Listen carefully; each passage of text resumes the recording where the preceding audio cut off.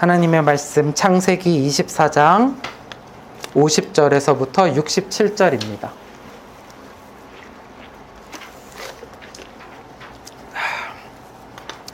창세기 24장 50절부터 67절 말씀. 자, 한 가지 광고를 드리면요. 제가 이제 굉장히 친절하게 말씀을 다 띄우잖아요. 그리고 또 이렇게 주보에도 말씀이 막 많이 써 있어요. 그래서 제가 말씀을 준비하고 주보를 만들고 하면서 느낀 게 어떤 순간에는 말씀을 조금 많이 읽으면서 설교를 하고 싶은데 이걸 주보에 다 쓸 수가 없는 거예요. 그래가지고 조금 고민을 해서 어떻게 하는 게 좋을까 하다가 성경책을 그냥 갖고 다니고 주보에는 필요한 말씀만 좀 엑기스를 더 넣고 그렇게 하지 않으면 조금 더 혼란스럽겠더라고요. 제가 설교 준비할 때도 주보 만들 때도.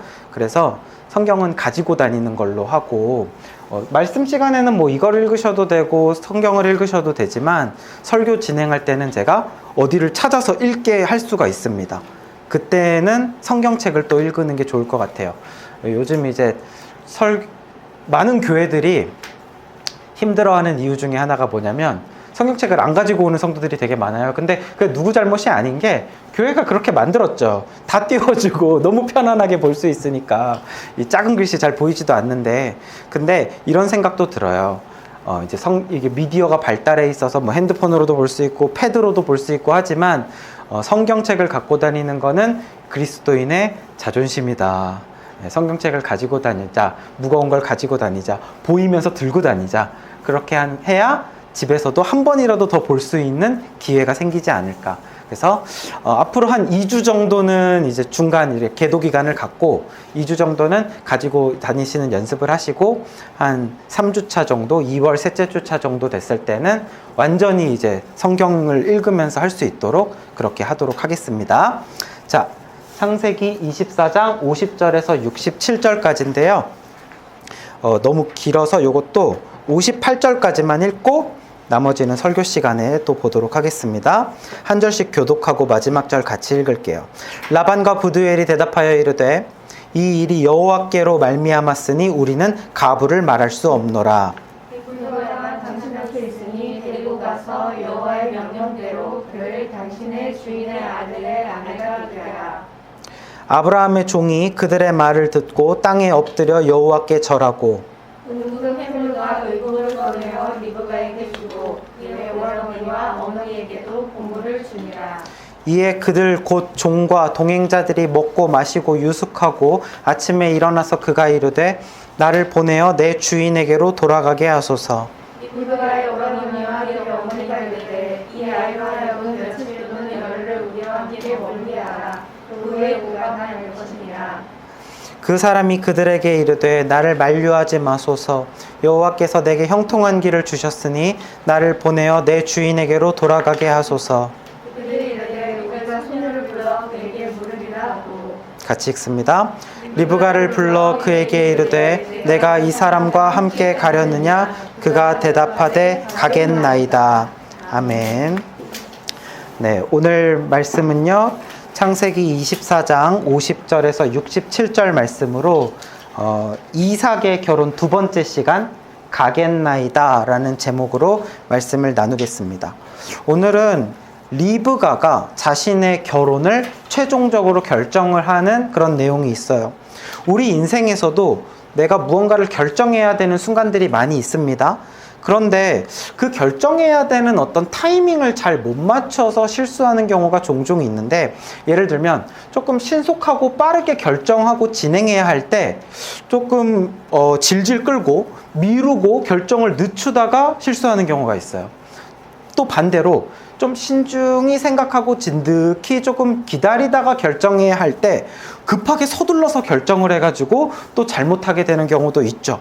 한마디로 어떤 그 속도, 결정의 완급 조절이 좀 어려운 것 같아요. 언제 좀 서둘러서 결정해야 될지, 언제 좀 기다리면서 결정해야 될지, 인생의 그런 중요한 결정의 순간들이 많은데 어떻게 하면 무모하지 않으면서도 믿음으로 확신을 갖고 오늘 제목처럼 가겠나이다. 이렇게 딱 결정할 수 있을까? 오늘 말씀에서 여러분들이 그 비결을 알게 되시기를 바랍니다.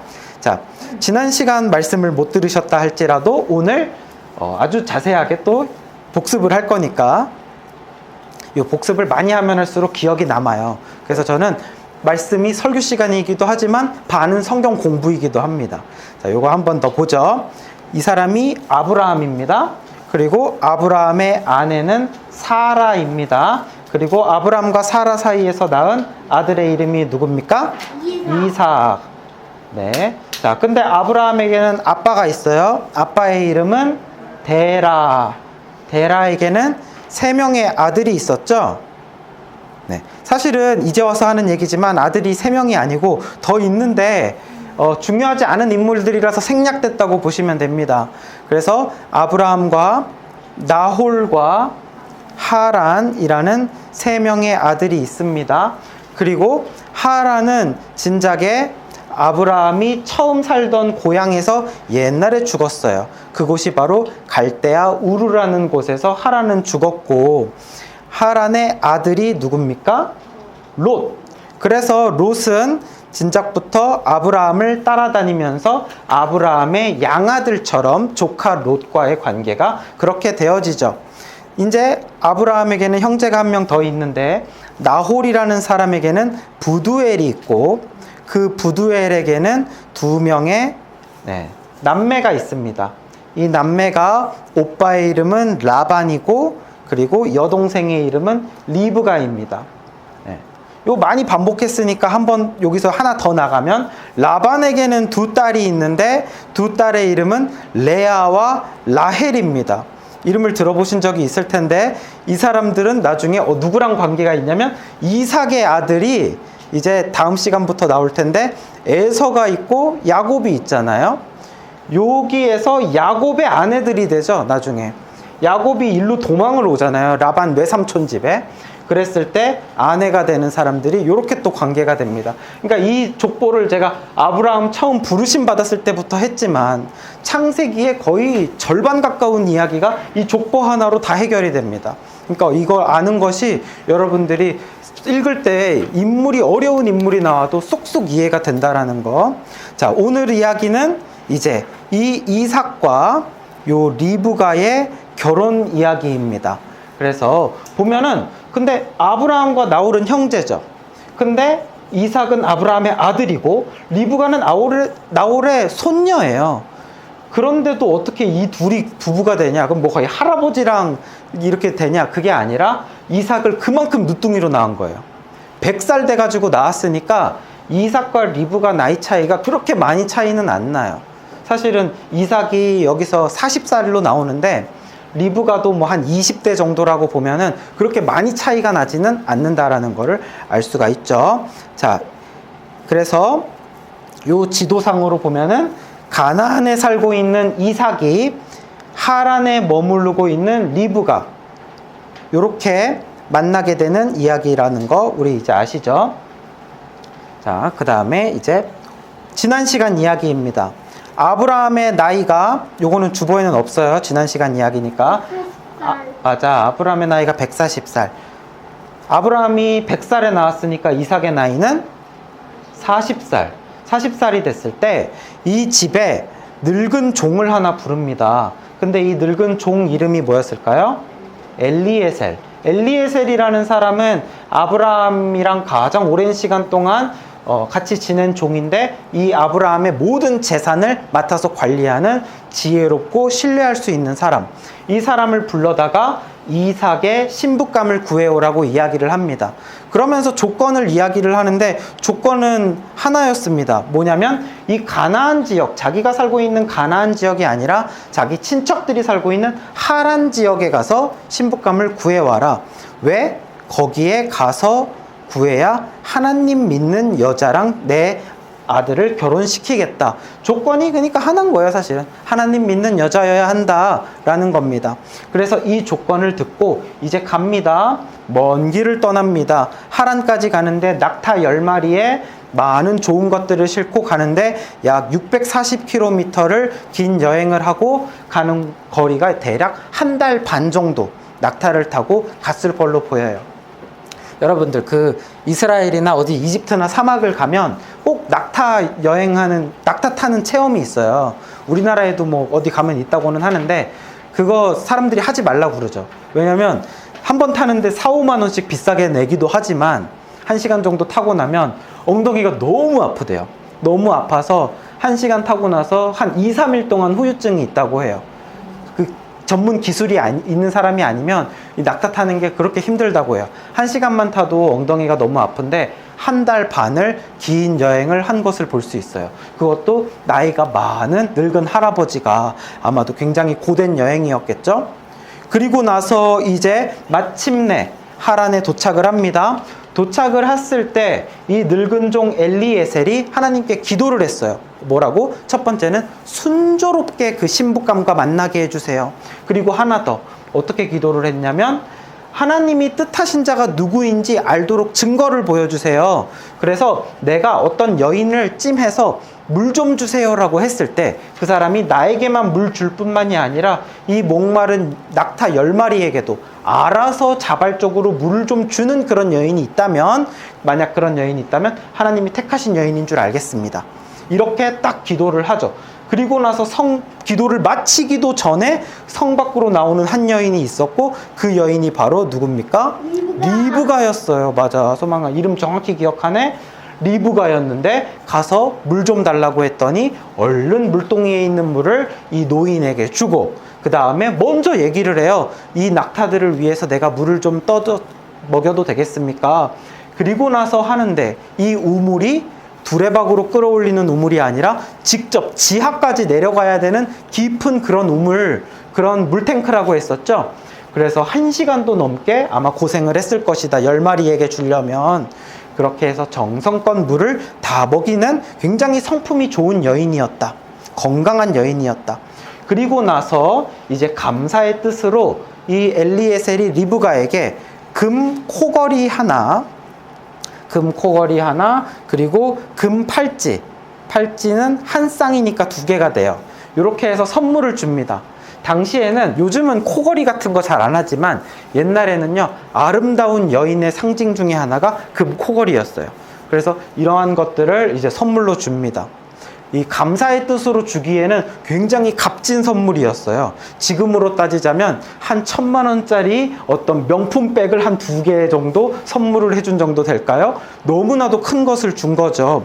이렇게 선물을 하면서 너는 누구의 딸이냐 하고 물어봤더니 저는 나홀의 아들인 부두엘의 딸입니다. 나홀의 아들인 부두엘의 딸이라고 이야기를 하는 순간 이 족보가 딱 나오죠. 나홀의 딸인 부두엘의 딸입니다. 정확히 아브라함 가족을 향해서 딱 하나님이 인도하셔서 만나게 하셨고 그 여인이 기도와 딱 맞는 하나님이 예비하신 여인이라는 것을 알게 되자 엘리에셀은 그 자리에서 하나님을 향해서 찬양하고 경배합니다. 여기까지 인도하신 하나님, 너무나도 순조롭게 만나게 하신 하나님 감사합니다 라고 기도하죠.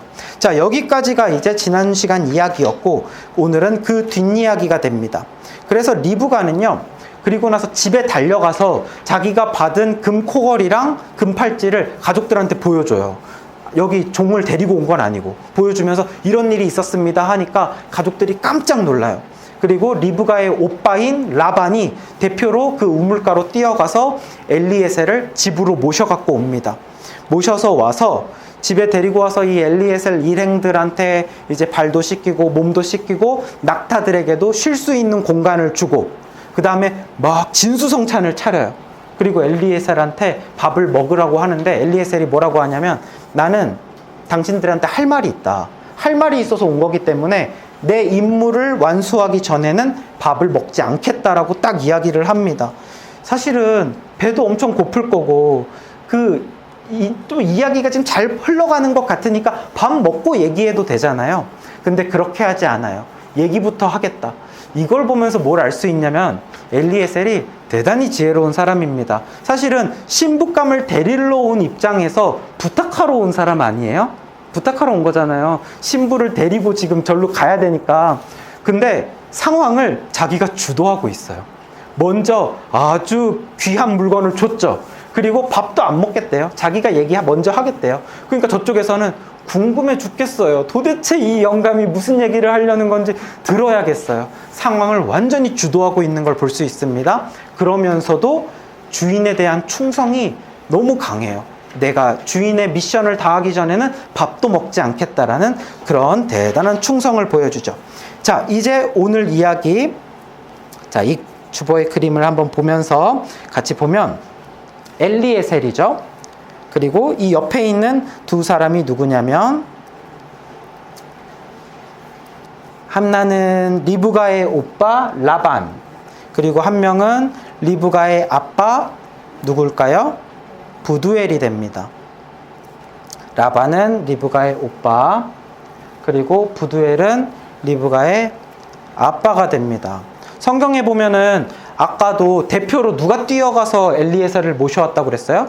라반이라고 그랬죠. 그리고 계속해서 부두엘과 라반이라고 하지 않고 라반과 부두엘이라고 합니다. 성경에서 순서는 절대 그냥 있지 않습니다. 중요한 거예요. 라반과 부두엘이라고 나오는 걸 보면 이 가정에서 실질적인 가장의 역할은 이미 오빠 라반이 하고 있었다. 그 얘기는 부두엘이 나이가 많고 이제 힘이 없어서 이 가족의 중요한 일들을 오빠인 라반이 하고 있다라는 걸 알 수가 있고, 그렇게 되면 리브가의 결혼의 여부도 라반에게 달려있을 것이다 라고 볼 수가 있죠. 자, 이렇게 된 상태에서 이제 엘리에셀이 자신이 여기에 왜 왔는지 프레젠테이션을 시작합니다. 브리핑을 한다고 볼 수 있어요. 근데 그 프레젠테이션이 너무나도 지혜롭고 은혜로운 프레젠테이션을 하는데 뭐라고 하냐면 요 세 가지 이야기를 한다고 볼 수 있는데, 첫 번째는 우리 주인님 아브라함에 대해서 이야기를 합니다. 아브라함은 나의 주인이다 라고 이야기를 해요. 그러면서 자신은 그냥 이 아브라함 주인의 종에 불과하다라는 거예요. 그러니까 자기가 지금 낙타 10마리에 이 금은보화를 싣고 왔죠. 사실은 오늘날로 치자면요, 당시에 모든 사람 집에 낙타가 한 마리씩 있었던 게 아니에요. 있으면 일반적인 사람들은 나귀 한 마리 정도 있을 정도입니다. 나귀가 오늘날로 치자면 작은 차 한 대 정도라고 하자면, 낙타는 오늘날로 치자면 검은 세단 정도 된다고 볼 수 있습니다. 모든 사람이 가진 게 아니에요. 그러면 엘리에셀은 검은 세단 10대를 몰고 온 사람입니다. 보통이 아니에요. 사람들이 보면 다 나와서 구경할 정도로 대단한 부자라는 걸 알 수 있는데, 그 사람이 뭐라고 얘기합니까? 나는 이 아브라함의 총입니다. 딱 하는 순간 아브라함이 얼마나 대단한지가 벌써 느껴지죠. 그럼 대체 아브라함은 어떨까? 근데 그 사람이 자신의 친척이라는 걸 알고 있어요. 그러니까 우리 친척이 지금 몇십 년 동안 소식도 못 들었는데 거기서 아주 성공해서 잘 살고 있구나, 그렇게 된 걸 알 수가 있죠. 그러면서 뭐라고 이야기하냐면 나의 주인 아브라함이 하나님의 복을 받았다. 하나님의 복을 받아서 아주 큰 부자가 되었다라는 그런 이야기를 합니다. 하나님의 복을 받아서 큰 부자가 되었고, 그래서 지금은 이렇게 많은 것들이 넉넉하게 갖고 있다. 그런데 그 아브라함의 유일한 아들이 하나 있는데 그 아들이 바로 이삭이고, 나는 그 이삭의 신부감을 구하러 왔다. 그러면서 이삭을 뭐라고 이야기하냐면 유일한 상속자라고 이야기합니다. 유일한 상속자, 유일한 아들이라는 거예요. 그 얘기는 뭐예요? 이삭의 신부감을 구하러 왔는데 이 부자의 유일한 아들이면 이 재산이 이제 앞으로 누구 거가 된다? 이삭의 것이 된다. 자, 프레젠테이션이 굉장히 지금 지혜롭게 이루어지고 있는 걸 볼 수가 있어요. 그러니까 당신들의 지금 신랑감이 될 사람은 보통 남자가 아니다. 굉장한 부자다라는 것도 이야기를 하죠. 그러면서 또 무엇을 이야기하냐면 이 아브라함에게 하나님이 복을 주셔서 굉장히 나이가 많았을 때 늙어서 낳은 아들 이삭은 늦둥이다라는 이야기도 합니다. 그건 뭐예요? 이삭이 늙은 사람이 아니라는 거예요. 젊은 사람이라는 것을 강조를 하는 것을 볼 수 있죠. 젊고 재산이 많은 그런 사람입니다. 그러니까 엘리에셀을 아브라함이 믿고 보낼 만해요. 인간적으로도 굉장히 지혜롭게 이야기하는 걸 볼 수 있습니다. 그러나 이게 전부가 아닙니다. 이렇게 사람의 눈에 현혹될 것만 이야기하는 것이 아니라 이제는 은혜로운 간증 이야기도 합니다. 그게 뭐예요? 바로 낙타와 관련된 이야기인데, 그건 뭐냐면 리브가를 자신이 벌써 만났죠. 우물에서. 그 리브가를 만나는 가운데 있었던 간증의 이야기를 라반과 부두엘에게 다 들려주는 거예요. 무슨 간증이 있습니까? 만나기도 전에 하나님께 기도했습니다. 그리고 그 기도한 대로 했던 여인이 바로 리브가였다는 거예요.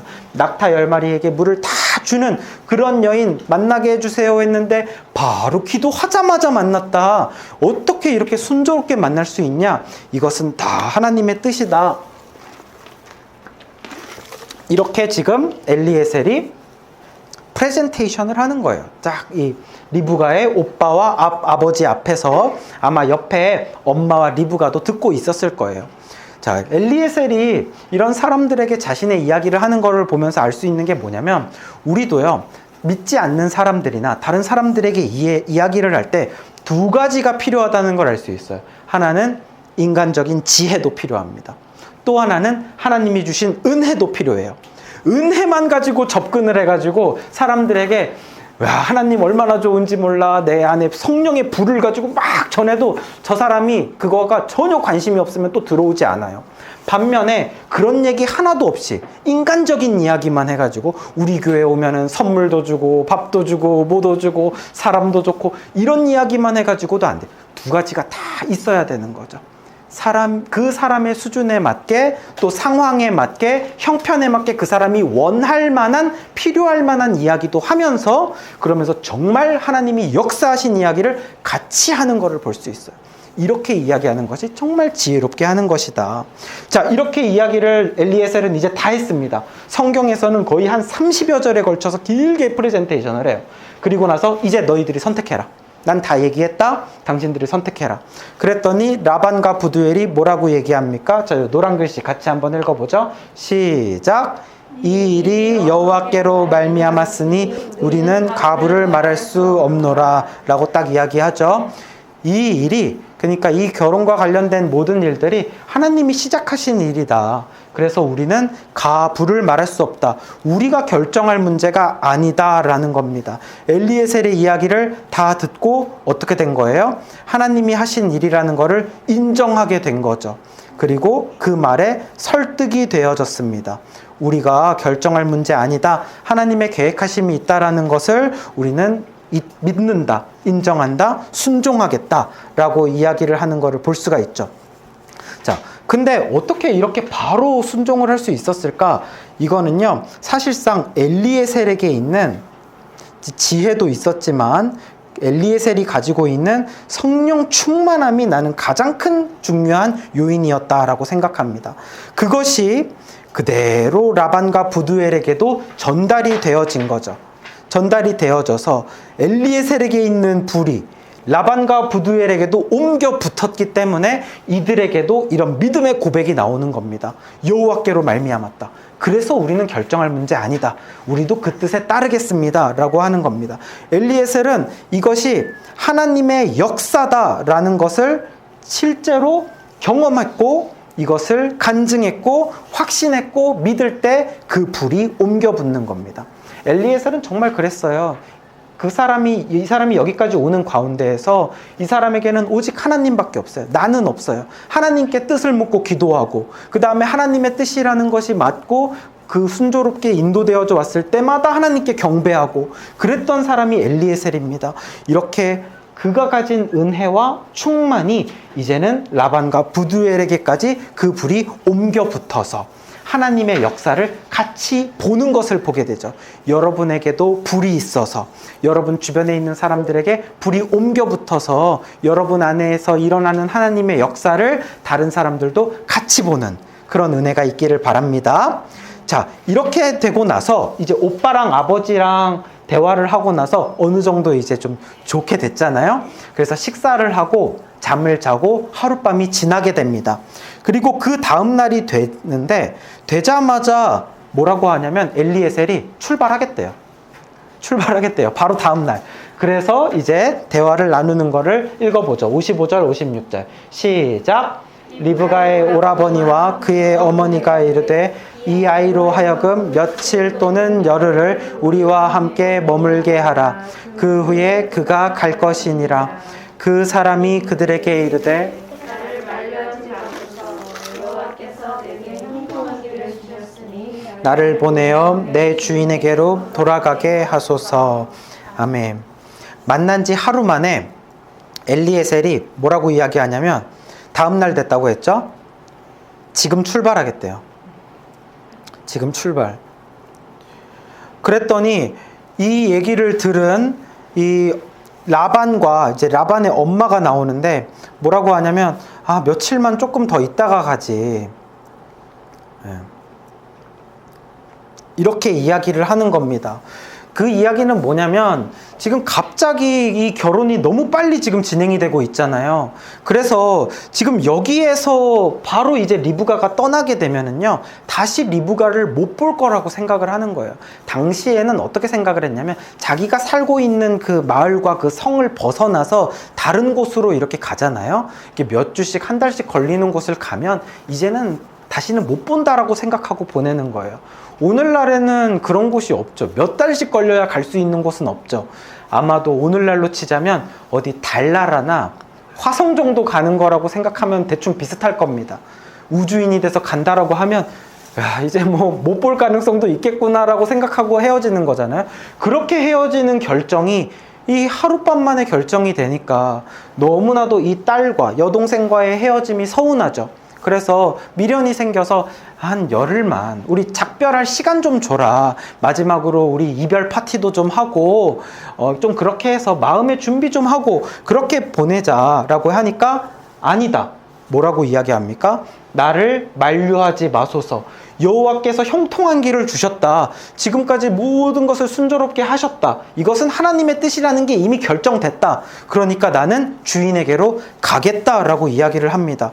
아니 이렇게 지금 가겠다라고 하는 이 엘리에셀 노인의 이야기를 들었을 때 딱 드는 생각이 뭐예요? 첫 번째로 드는 생각은 이 노인네 안 피곤한가? 라는 겁니다. 왜냐하면 여기까지 오는데 한 달 반 걸렸죠. 한 달 반 걸렸는데 지금 하루 쉬었죠.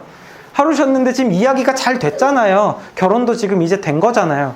그러면 한 일주일 정도 좀 여독도 좀 풀고 조금 몸도 좀 쉬었다가 먹고 조금 어디 뭉친 데도 많을 텐데 풀고 그 다음에 출발해도 되지 않습니까? 근데 또 출발하면 또 한 달 반 동안 가야 돼요. 얼마나 힘듭니까? 3개월 동안 낙타를 탄다라는 것이 대단하게 이런 사람이 어디 있습니까? 근데 주인이 기다리고 있다는 거예요. 그러니까 자기는 가겠다는 거예요. 또 하나 드는 생각은 뭐냐면 너무 무정해요. 너무 냉정해요. 어떻게 이 집에서 지금 잘 지내고 있던 이 젊은 딸을 그냥 좀 열흘만 좀 있다 가자는데 그냥 바로 데리고 갑니까? 너무 무정하다라는 생각마저 듭니다.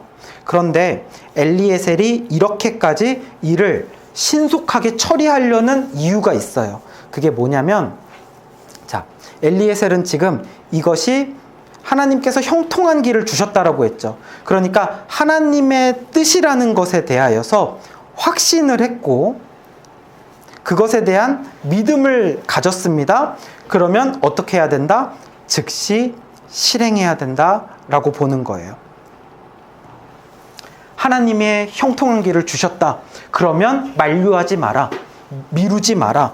더 이상 머뭇거리게 하지 마라. 확신을 가졌다. 이제는 실행해야 된다라고 하는 겁니다. 근데 왜 그러면은 이 사람들이 이렇게 미루게 되면 이제 어떤 일이 있냐면은요. 이 사람들도 하나님의 뜻이라는 것을 인정했습니다. 그죠? 라반과 부두엘과 이 가족들도 하나님의 뜻이라는 걸 인정했어요. 안 보내겠다라는 게 아닙니다. 그런데 좀 미련이 생기는 거예요. 서운한 거예요. 그래서 미루게 되죠. 미루게 되면요. 어떤 식이 되는 줄 아세요? 시간이 지나면 지날수록 하나님의 뜻에 대한 희한하게 의심이 생기고 나중에는 불신도 생기고 그러다가는 실행하지 못하게 되는 경우가 있습니다. 한마디로 불순종하게 될 수 있다라는 거예요. 지금은 하나님의 뜻이라는 확신이 있지만 시간이 지나고 나서는 그것이 어떻게 바뀔지 모른다라는 거예요. 하나님의 뜻이라는 확신이 있으면 즉시 실행해야 됩니다. 예를 들어서 저한테 어떤 기도 제목이 생긴 거예요. 근데 이렇게 기도해도 저렇게 기도해도 해결이 안 돼. 그때 하나님 주신 마음이 딱 있어. 금식 기도해야겠구나. 이거는 금식 기도해야 될 문제야 라고 생각을 하고, 금식 기도를 저 3월 첫 주부터 해야겠다. 지금은 좀 이런저런 사정이 있으니까 3월 첫 주부터 이 일을 가지고 한 3일 동안 금식 기도 해야지 라고 마음을 지금 엄청 뜨겁게 먹었어요. 자, 3월 첫 주 되면 어떻게 될까요? 내가 왜 금식을 해야 되지? 금식할 정도 문제는 아닌데 이렇게 되는 거예요. 이렇게 하나님이 마음을 딱 주시면 어떻게 해야 되냐면은 당장 시작해야 됩니다. 당장 내일 첫 끼부터 금식을 하든지 오늘 저녁부터 금식을 하든지 이 마음이 바뀌기 전에 실행해야 돼요. 어떨수록 그 일이 힘든 일일수록, 그 일이 쉽게 마음 먹기 힘든 일일수록 빨리 진행을 하는 것이 맞습니다. 지금 리브가의 경우가 그렇죠. 이 결혼을 결정해서 이제 또 먼 길을 간다는 게 쉬운 일이 아니에요. 결정이 됐고 하나님의 뜻이 맞다면 추진하는 겁니다. 이것이 엘리에셀이 가지고 있는 믿음이고 그의 경험에서 비롯된 거라고 볼 수 있죠. 그러나 이렇게 엘리에셀과 가족들의 의견이 부딪히자 이제는 리브가 본인한테 물어봅니다. 그럼 넌 어떻게 할래? 지금 갈래? 아니면 조금 있다가 갈래? 자, 58절 같이 읽어봅시다. 시작. 리브가를 불러 그에게 이르되 내가 이 사람과 함께 가려느냐? 그가 대답하되 가겠나이다. 네, 여기에서 이 결혼과 관련된 리브가의 유일한 한마디가 나옵니다. 지금까지 한마디도 하지 않았어요. 그리고 딱 한마디 이야기하는데 그게 뭐냐면 바로 5글자. 가겠나이다. 이 한마디를 하는 겁니다. 영어로 바꾸면 I will go. 나는 가겠다라고 이야기를 하는 겁니다. 나는 가겠습니다. 묻지도 따지지도 않고 그냥 가겠다라는 거예요. 그곳이 어디인지 묻지도 따지지도 않아요.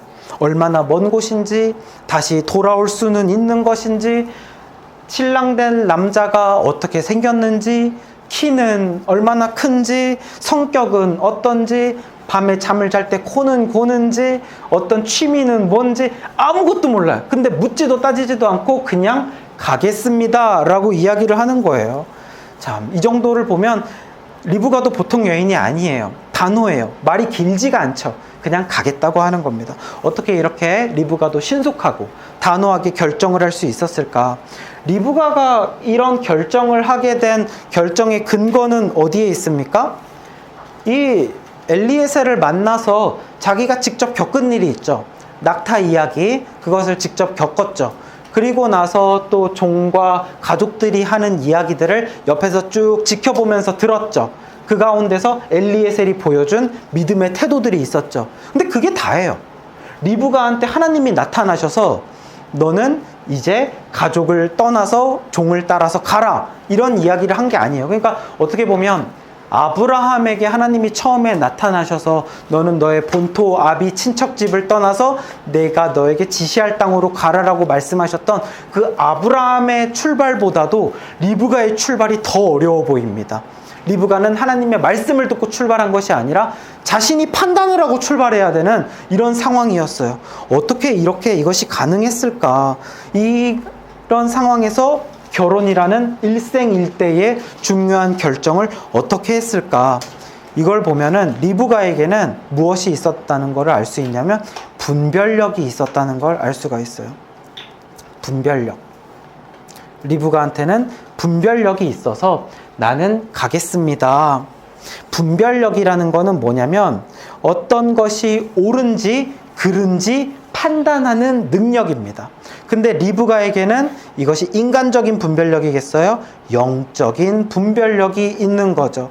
그러면 영적으로 이것이 하나님의 뜻인지 하나님의 뜻이 아닌지 옳고 그름을 판단하는 영적 분별력이 리브가에게 있었다. 그러므로 이거는 무모한 결정이 아니고 믿음으로 분별해서 하나님으로 인한 결혼이다라는 걸 확신해서 그러면 미룰 이유 없다. 나도 이것은 바로 속히 진행하겠다. 이렇게 생각을 하게 된 거죠. 자, 이 분별력과 관련된 이야기는 끝에서 한 번 더 말씀을 드리고요. 자, 이제 이렇게 리브가가 가겠습니다라고 결정을 하자 사람들이 축복을 하면서 보내줍니다. 자, 60절 읽어보겠습니다. 시작. 리브가에게 축복하여 이르되 우리 누이여 너는 천만인의 어머니가 될지어다. 네, 가겠다라고 이야기를 하니까 가족들이 그럼 리브가에게 축복을 해줍니다. 축복을 해주는데 이 축복의 내용이 심상치가 않아요. 내 딸아 내 여동생아 너는 천만인의 어머니가 될지어다. 이렇게 축복을 하면서 보내줍니다. 정말 그래요. 이 기도는요, 그래서 예언적인 기도가 됩니다. 왜냐하면 리브가는 이 말대로 천만인의 어머니가 됩니다. 리브가는 이삭과 결혼을 해서 쌍둥이를 낳죠. 그 쌍둥이 에서와 야곱 중에 야곱은 12아들, 12지파를 낳게 됩니다. 그 12지파는 이스라엘 민족이 되고 그 이스라엘 민족이 유대인들이 되기 때문에 정말 이 리브가는 유대인들의 조상, 유대인들의 지금 이스라엘 민족의 어머니가 되는 것이거든요. 정말 천만인의 어머니가 되는 거죠. 이 기도한 대로 응답이 되어지는 겁니다. 기도를 통해 하나님이 역사하시는 걸 볼 수 있습니다. 그래서 여러분, 우리의 기도가 그냥 허투루 되는 것이 아무것도 없어요. 하나님은 여러분의 기도를 통해서 일하세요. 여러분의 기도를 통해서 역사하세요. 주님의 이름으로 하는 기도는 그래서 함부로 해서는 안 됩니다. 기도에는 능력이 있어요. 여러분들이 정말 믿음으로 기도하고 선포할 때 하나님이 그 기도를 주목하시고 그 기도를 들으시고 응답하시고 기도를 통해서 하나님의 역사를 만들어 가시는 것을 우리가 다시 한번 보게 됩니다. 자, 이제 축복을 받고 이삭은 엘리에셀 종을 따라서 먼 여정을 떠납니다. 떠날 때 리브가 혼자 떠나는 게 아니고 리브가도 떠나고 많은 여종들도 같이 떠나고 또 리브가가 가지고 있는 여러 재산들도 같이 가지고 떠나요. 그래서 이 집도, 리브가가 살던 집도 가난한 집은 아니었던 걸 알 수가 있어요. 왜냐하면 리브가에게도 여종이 여러 명이 있었대요. 그래서 이제 와서 생각을 해보니까 이 엘리에셀이 낙타 10마리 왜 데리고 갔는지 이제 알 것 같아요. 저는 그 10마리 다 주고 오는 줄 알았거든요. 그게 아니라 사실은 이삿짐 차였던 거예요. 보내줄 선물도 싣고 가지만 또 이 한 여인을 데리고 올 때 그냥 데리고 오는 것이 아니라 딸린 식구들과 딸린 살림들이 많다는 걸 알기 때문에 이 종이 그거를 알고 이삿짐 차를 가지고 간 거죠. 그래서 10마리의 다 사람들과 재산들을 다 싣고 이제 옵니다. 자, 이렇게 와서 한 달 반의 긴 여정 끝에 이제 이삭이 살고 있는 가나안 땅으로 오게 됩니다. 63절 같이 읽어봅시다. 시작. 이삭이 저물 때에 들에 나가 묵상하다 눈을 들어 보매 낙타들이 오는지라. 네, 저물 때에 해질녘이 되어서 리브가가 도착을 합니다. 근데 그때 마침 이삭이 무엇을 하다 눈을 들어 봤다? 묵상을 하다가 눈을 들어 보았다. 그것도 들에서, 집에서도 아니고 들에 나가서 묵상을 하다가 눈만 딱 들어봤을 때 낙타가 오는 것을 봤다라고 이야기를 하죠. 그래서 여기에는 사실 자세한 내용은 안 나오는데 저의 상상력을 조금 더하자면 지금 엘리에셀이 자신의 신부감을 구하러 간 지 3개월 정도 지났죠. 3개월 정도 지난 동안 아마 이삭은 이 먼 곳에서부터 이렇게 오는 저 하란이 보이는 곳에서 이렇게 앉아가지고 그곳에서 이렇게 산책을 하거나 거닐면서 하나님과 이렇게 대화를 하면서 묵상을 하는 그런 시간들을 보내지 않았을까 싶어요. 그것도 이렇게 해가 질 때까지. 그러면서 하나님, 이 모든 일들이 순조롭게 잘 이루어졌으면 좋겠습니다. 벌써 종이 떠난 지가 3개월이 지났습니다. 사고는 없었으면 좋겠습니다. 다치지 않고 건강하게 잘 돌아오게 해주세요. 그리고 하나님을 사랑하는 참으로 믿음의 여인이 오게 해주세요. 그리고 그 여인과 제가 서로 사랑하게 해주세요. 이렇게 하나님과 대화를 나누면서 묵상을 하면서 이 리브가를 기다렸을 것 같아요. 그리고 나서 이제 리브가도 딱 이 묵상을 하는 이삭을 발견을 했어요. 발견을 하고 엘리에셀한테 물어봅니다. 지금 저 남자가 누굽니까? 라고 물어보니까 그렇게 이야기를 했던 이삭 도련님입니다. 딱 이야기를 하니까 리브가가 어떻게 했다고 하냐면 숄을요 딱 이렇게 가려요, 자기 얼굴을. 당시에 이 숄을요 자기 얼굴을 가리는 것은 결혼식 때 하던 행동이거든요. 그렇기 때문에 벌써 자신이 이 이삭의 신부감이라는 것을 인정하면서 그런 어떤 진지하게 태도를 취하는 것을 볼 수 있죠. 그래서 숄로 가린 리브가와 이삭이 처음 만남을 하게 됩니다. 그리고 나서 이삭과 리브가는 서로 사랑에 빠지게 돼요. 이 표현에 나옵니다. 이삭이 리브가를 사랑하였더라 라고 합니다. 그러니까 참으로 이 만남이 하나님께서 주도하신 것을 볼 수가 있어요. 둘이서 서로 이렇게 고른 게 아니잖아요. 그러나 하나님이 그 만남 가운데 계획을 하셨기 때문에 둘은 서로 사랑하게 되고 결혼을 하게 됩니다. 또 한 가지 이들의 만남 가운데 특별한 게 있다면 아브라함의 혈족에 있는 주요 인물 중에 이삭만 유일하게 한 여인과 결혼한 남자입니다. 아브라함도 아내가 여럿이고요. 나중에 나오는 야곱도 아내가 여럿이고 모세도 여럿이고 유명한 인물들 다 아내가 여럿이에요. 근데 이 이삭은 여인이 한 명이에요. 그리고 이삭만큼 큰 시련 없이 지나간 사람이 거의 없어요. 그래서 저는 여기에 공통점이 있다고 보는데 아브라함도 그렇고 야곱도 그렇고 많은 믿음의 인물들이 아내가 여럿이고 그것 때문에 서로 배다른 아들들이 자식들이 여럿이어서 생기는 갈등과 하나님 앞에서의 고민과 그것들이 얼마나 많은지 몰라요. 근데 이삭은 한 여인 리브가만을 사랑하고 한 여인에게 충성을 다하는 것을 보면서 참으로 한 남자와 한 여자가 서로 다른 곳에 눈 돌리지 않고 서로 이렇게 결혼 생활을 유지하면서 가는 것, 그것은 하나님의 질서 가운데 있는 것이고 그것이 하나님의 축복이고 평안히 사는 비결이다라는 것을 알 수가 있죠. 자, 이제 오늘의 말씀을 조금 정리를 한번 해볼게요. 오늘의 말씀의 제목은 가겠나이다 였습니다. 이 리브가가 가겠나이다 라고 믿음의 고백을 했죠. 어떻게 하면 이 결혼을 자신이 직접 중요한 것을 결정을 할 때 미루지 않고 뜸들이지 않고 고민 없이 신속하게 결정을 할 수 있었을까? 자, 좀 쌓여있는 종이가 있는데 이것이 폐휴지가 아니라 이게 뭐냐면 말씀입니다. 여러분들이 참으로 이 예배 시간 때마다 주보에다가 이렇게 열심히 필기를 하면서 한 장 한 장 쌓아간 그 말씀이라고 볼 수가 있을 것 같아요. 자, 이렇게 말씀을 쌓아 놓는 겁니다. 그래서 어떻게 하면, 요게 한번 타이틀을 적어보죠. 어떻게 하면 확신을 가지고 결정을 할 수 있을까? 어떻게 하면 그런 고민의 순간마다 확신을 하고 결정을 할 수 있을까? 첫 번째는 내 안에 차곡차곡 쌓인 말씀이 있을 때, 내 안에 차곡차곡 쌓인 말씀이 있을 때 확신을 가지고 결정을 할 수가 있습니다. 다시 말하면 말씀을 어떻게 해야 되냐면 말씀을 보유해야 됩니다. 말씀을 가져야 돼요. 말씀을 보유한 사람이 한 걸음 한 걸음 딛고 갈 말씀이 있는 거예요.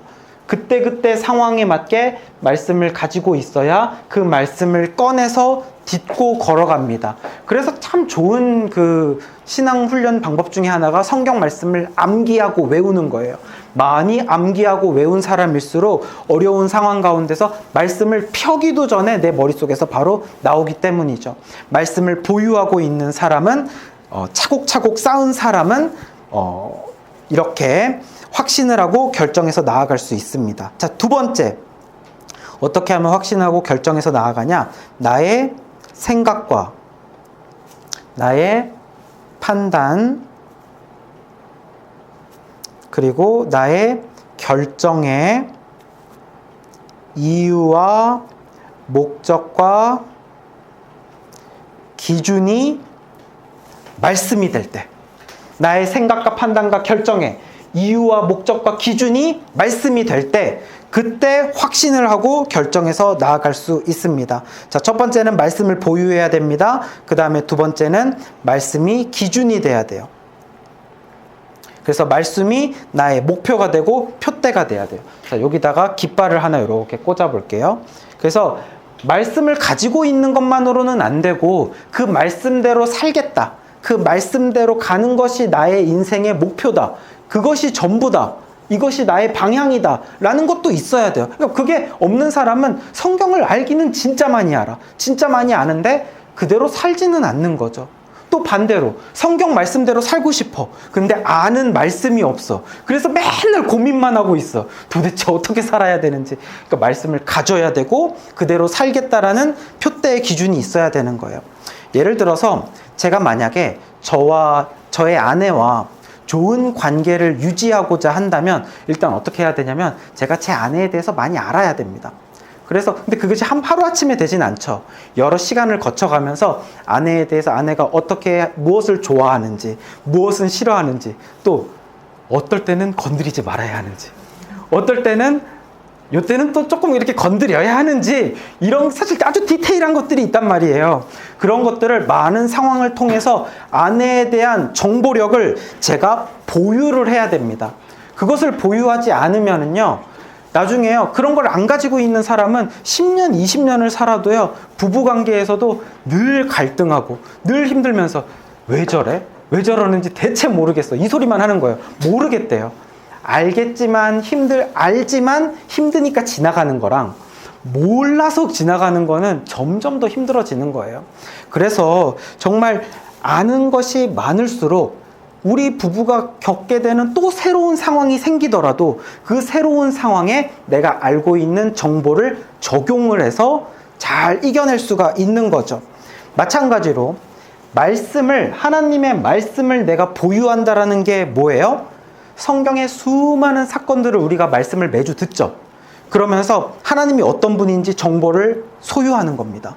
그래서 우리가 여호와 이레 하나님 배웠죠. 하나님은 어떤 하나님? 준비하시는 하나님, 나를 위해서 준비하시는 분이십니다. 그 다음에 우리가 올해 우리에게 주신 말씀, 나의 출입을 영원까지 지키시리라. 하나님은 신실하신 하나님, 영원까지 나를 지켜주시는 하나님이에요. 그러니까 지금 좀 힘든 일이 있더라도 하나님은 나를 끝까지 책임지시는 하나님이라는 정보가 여러분들에게 보유가 되는 겁니다. 또 하나님이 이삭을 주시겠다고 하셨으면 이삭이 주시죠. 그리고 리브가도 예비하시죠. 이렇게 하나님이 하신 말씀은 그대로 지키시는 하나님, 말씀을 반드시 지키시는 하나님. 그래서 우리가 말씀을 필 때도 이 말씀을 의심하는 게 아니라 말씀은 지키시는 분이구나, 하나님에 대한 보유 정보를 여러분들이 가지는 겁니다. 그것을 하나하나 가지면서 살아가는 거예요. 이렇게 하나님에 대해서 많이 알고, 그래서 하나님이 무엇을 기뻐하는지, 또 하나님이 무엇을 싫어하시는지 그것을 알면서 결정하면서 살아가는 것, 그거를 뭐라고 하냐면 그게 바로 영적 분별력이에요. 그러니까 저 사람은 영적 분별력이 있어, 무슨 영험한 힘이 있는 게 아니라 사실은 이런 과정들이 있어야 되는 거예요. 말씀을 내가 보유하고, 그리고 말씀대로 살려고 노력하면서 그 경험을 통해서 엘리에셀처럼 또 리브가처럼, 그래서 주어진 상황 가운데서 이것이 하나님께서 예비하신 길이구나라는 것에 대해서 스스로 판단을 내리는 겁니다. 이것이 하나님의 뜻이 맞구나, 이것이 성경적인 것이구나, 이것이 하나님의 자녀다운 것이구나, 이것이 믿음으로 사는 것이구나, 내가 스스로 판단하는 것, 그것을 알고 그것이 목표가 된 사람만 그렇게 살아갈 수 있습니다. 그럴 때 여러분의 입술에서도 가겠나이다 라는 결정을 하면서 자신 있게 분별하고 순종할 수 있게 되는 거죠. 제가 한 가지 이야기만 하고 끝낼게요. 원래 여기서 바로 끝내야 되는데 갑자기 예화가 하나 생각이 나서, 제가 예전에 교회에 있을 때 어떤 한 분과 저 사이에 갈등이 생겼었어요. 좀 힘든 일이 생겼어요. 그래가지고 저는 그분이 조금 원망스러웠는데 오히려 그분은 저한테 당신 잘못이다, 라고 하면서 저를 막 꾸짖고 저한테 막 훈계를 하시더라고요. 근데 저는요, 억울했어요. 그래가지고 아니다, 나는 그렇게 잘못한 게 아니다 하면서 논리적으로 막 반박을 하면서 내 잘못이 아니다라고 따지고 싶은 마음이 있는데, 그것을 가지고 제 안에 갈등을 하게 된 거예요. 하나님, 어떻게 해야 되죠? 나는 지금 잘못이 없는데 저 사람한테 이것을 다 이렇게 논리적으로 이야기를 해서 내 잘못이 아니라는 걸 이야기하고 넘어가야 저 사람이 나를 이제 무시하지 않을 것 같은데, 옳은 건 얘기해야 되는 거 아닐까요? 아니면 그냥 좋은 게 좋은 건데 그냥 뭐 넘어갈까요? 이렇게 막 고민을 하다가 기도를 하면서 하나님 주신 마음은 뭐냐면, 나에게 주신 말씀들을 생각을 해보는 거예요. 하나님은 억울한 일이 있더라도 내가 그 사람을 오히려 용서하기를 원하시는 분이었어요. 그리고 하나님은 오히려 그러한 사람이 있더라도 내가 더 낮아져서 그 사람에게 내가 미안하다고 이야기를 하고, 오히려 그 가운데서 내가 잘못하고 경솔한 부분이 있으면 사과하라고 이야기하시기를 원하는 분이더라고요. 제가 아는 하나님은 그런 하나님인 거예요. 정보를 가지고 모아서 적용을 하는 겁니다. 그래서 가서 제가 말이 조금 제가 거친 부분이 있었던 것 같아요. 그러니까 이렇게 제가 생각을 하게 된 거죠. 하고 그분께 제가 진심으로 사과를 했습니다. 했더니 저도 잘못했어요 할 줄 알았는데 그게 아니라, 맞아요, 다음부터 조심하세요, 이런 식으로 이야기를 하는 거예요. 화가 너무 많이 났어요. 저도 참고 이야기를 한 건데, 네, 죄송합니다, 다시는 그러지 않겠습니다, 이렇게 하고 끝났거든요. 근데 정말 하나님, 정말 대단한 하나님인 게, 바로 다음날 어떤 일이 생겼냐면, 그분이 저한테 굉장히 어려운 부탁을 해야 될 일이 생긴 거예요. 그래가지고 그분이 저를 찾아와서 막 되게 막 곤란해하면서 저한테 부탁을 하는 거예요. 그랬을 때 제가 너무나도 흔쾌히 그 부탁을 들어드렸습니다. 그러면서 그분은 저한테 고맙습니다, 고맙습니다 하면서 어느 순간 그분과 저의 위치가 자연스럽게 바뀌어져 있어요. 그러면서 우리 두 사람의 관계는 화목해졌어요. 자, 제가 한 것은 그냥 용서를 구하고 오히려 억울하더라도 사과를 청한 것밖에 없는데, 오히려 하나님은 저에게 승리를 맛보게 하시고 우리의 관계까지 화목하게 하셨어요. 하나님이 하시죠. 하나님의 말씀대로 할 때. 그러니까 저는 이 상황에서 제가 영적 분별력 있게 했다고 보는 거예요. 어렵지만, 뭔지 모르겠지만 그래도 하나님이 원하시는 방법대로 하면 하나님이 나를 버리지 않으신다, 하나님이 그대로 갚아주신다 라는 겁니다. 사랑하는 여러분, 이러한 것들은 내 생각이 기준이 아니라 하나님의 말씀이 기준이 될 때 가능해요. 말씀의 묵상이 우리 가운데 있을 때, 주님 안에 있을 때 선택의 기로에서 어렵지 않게 말씀을 택하게 되는 줄 믿습니다. 이러한 간증들이 쌓일 때, 쌓이고 쌓여야 더 여러분들이 그렇게 살아갈 수 있게 돼요. 왜냐하면 그 승리를 맛보게 하시는 하나님을 알기 때문이죠. 자, 그래서 이제 2월이 시작이 되거든요. 제가 하나 생각을 했는데, 말씀을 차곡차곡 쌓아야 되잖아요. 그래서 그래, 이것도 하나님의 뜻이라고 생각할 때 결단하자. 오늘 아침에 결단했는데 2월이 며칠까지 있게요? 28일까지 있죠. 근데 딱 생각이 나는 게 마태복음이 28장까지 있거든요. 그래서 이번 주 수요일부터 이제 2월 1일이에요. 그리고 이제 큐티책도 1권이 끝났잖아요. 그래서 이번 2월 달은요, 큐티책을 하셔도 상관없지만 여러분들이 저랑 같이 하길 원하신다면 차라리 그냥 노트 하나에다가 매일 마태복음 한 장씩을 읽고 그 느낀 점을 적으면서 큐티를 하는 방법을 하는 거예요. 그래서 2월이 끝났을 때 28장까지 딱 읽기. 그래서 지금 구약을 나가고 있으니까 마태복음 신약의 예수님 말씀으로 여러분들을 채우고 말씀을 보유하는 여러분들이 되셨으면 좋겠어요. 여러분들 삶에서 있는 갈등의 문제들, 말씀을 보유할 때 어떻게 하나님이 역사하시는지 여러분의 삶을 통해서 2월 한 달 동안 경험하시기를 축복합니다. 자, 이제 우리 말씀 기억하면서 같이 찬양 부르고 또 기도하도록 하겠습니다.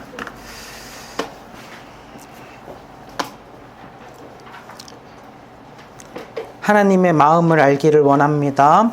하나님의 마음을 알기 위해서 우리가 말씀과 더 가까이 하기를 원합니다. 아버지, 당신의 마음이 있는 곳에 같이 찬양할게요. 아버지 당신의 마음이 있는 곳에 나의 마음이 있기를 원해요. 아버지 당신의 눈물이 나의 눈물이 고이길 원해요. 나의 눈물이 고이길 원해. 아버지 당신이 바라보는 영혼에게 나의 두 눈이 향하길 원해요. 아버지 당신이 울고 있는 어두운 땅에 나의 두 발이 향하길 원해요. 나의 마음이 아버지의 마음 알아. 내 모든 뜻 아버지의 뜻이 될 수 있기를 나의 온몸이 아버지의 마음 알아. 내 모든 삶 당신의 삶 되기를. 아멘. 나의 마음이 아버지의 마음 알아. 내 모든 뜻 아버지의 뜻이 될 수 있기를 나의 온몸이 아버지의 마음 알아. 내 모든 삶 당신의 삶 되기를. 이 시간에 우리 함께 기도할 때 하나님 아버지, 말씀이 차곡차곡 나에게 쌓여서 말씀이 나의 삶을 이끌어가게 하여 주옵소서. 그리고 말씀이 나의 생각과 판단과 결정에 있어서 말씀이 이유되게 하시고 말씀이 목적과 기준과 표대가 되게 하여 주시옵소서. 그래서 그렇게 기도하고 말씀대로 살아가는 은혜가 있게 하여 주시옵소서. 주여 한번 부르짖고 기도합니다. 주여. 하나님 아버지, 주님 오늘 말씀을 통해서 본 것처럼 리브가는 주님 안에 있을 때 가겠나이다 기쁨으로 결단하고 순종하며 나아갔습니다. 천만인의 어머니가 된 리브가처럼 말씀 묵상을 하고 주님 안에 거하며 살아가면서 많은 열매를 맺고 살아가는 저희들 되게 하여 주시옵소서.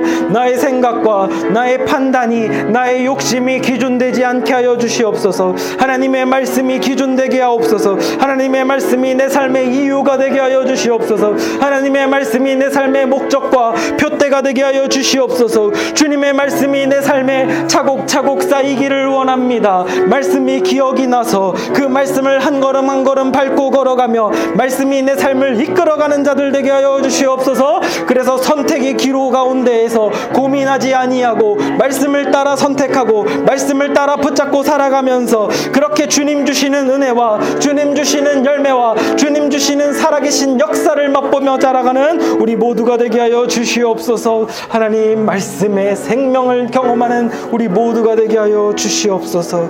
아버지 하나님 감사합니다. 아버지 하나님 감사합니다. 사랑의 하나님 감사합니다. 하나님에 대해 더 많이 알기를 원합니다. 하나님에 대한 정보를 더 많이 보유하기를 원합니다. 그래서 2월 한 달은 더욱더 말씀을 많이 읽어서 내 안에 차곡차곡 말씀을 쌓아서 그 말씀이 나의 삶을 이끌어가게 하여 주시옵소서. 그래서 말씀대로 살아갔을 때 어떻게 하나님이 살아 역사하시는지 그 놀라운 값진 간증들이 우리 삶에 넘쳐나게 하여 주시옵소서.